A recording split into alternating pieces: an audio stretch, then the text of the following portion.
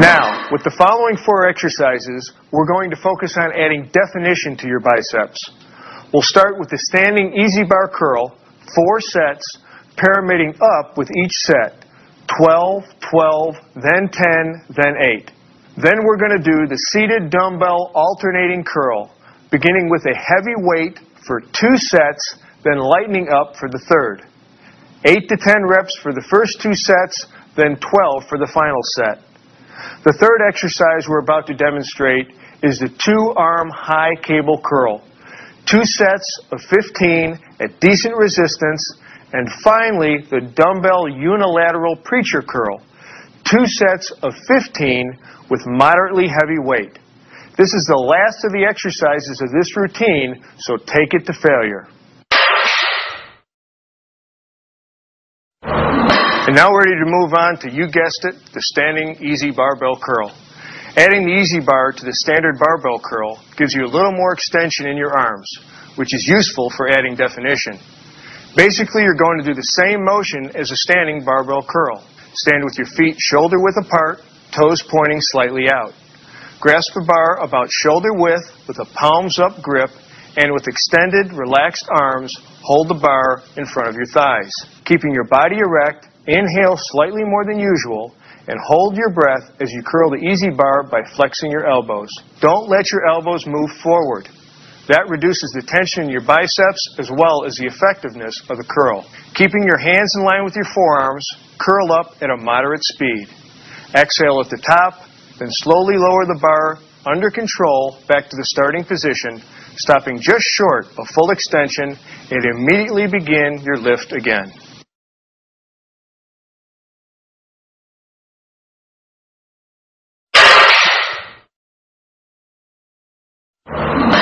By sitting, the dumbbell curl eliminates the urge to throw your hips into the lift so that you can get more concentration on the biceps and other forearm muscles. As always, strict form means greater effectiveness. That means no swinging, no jerking, no momentum. Just smooth, controlled, focused movements. Let's have a look. To start, straddle the end of the bench. Contract your lower back to hold yourself erect with normal spinal curvature. Hold a dumbbell in each hand with a neutral grip, palms facing your sides. Inhale slightly more than usual to stabilize your torso, and hold the breath as you raise the dumbbells by slowly bending your elbows. After the dumbbells pass your thighs, supinate or turn your wrists up so that your palms face up at the top of the movement. Pause briefly at the top, then exhale as you lower the dumbbells under control, pronating or turning your palms down until your arms are fully extended and your palms are facing each other. I'm sure you've noticed by now that one of the key messages of this training series is that strict control during lifting maximizes effectiveness as well as reduces the chances of injury. With the 2-arm high cable curl, you especially want to do 2 things. First, keep your upper arms as motionless as possible, with movement only occurring at the elbow. Second, you want to keep your wrists firm and unflexed to prevent injury. Make sure your body is centered between the pulleys and that you are balanced. If you can, adjust the pulley height so the handles start at about 12 to 15 inches above shoulder level. Now grasp the handles with a palms-up grip and stand or sit midway between the stacks.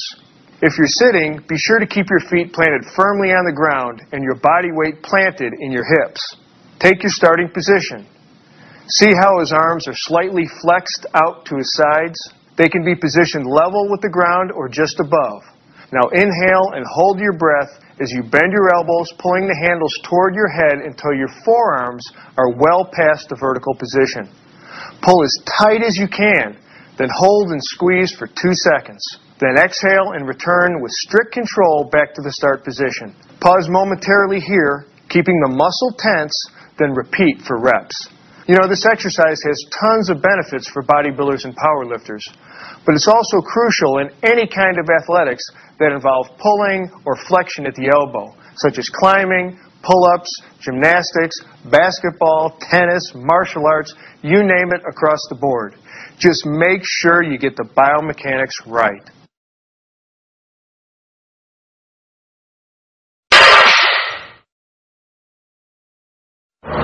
You can really make your biceps scream with one-arm dumbbell preacher curls, but you can also curl both arms simultaneously to save time. Either way, this is a fantastic exercise to isolate your biceps.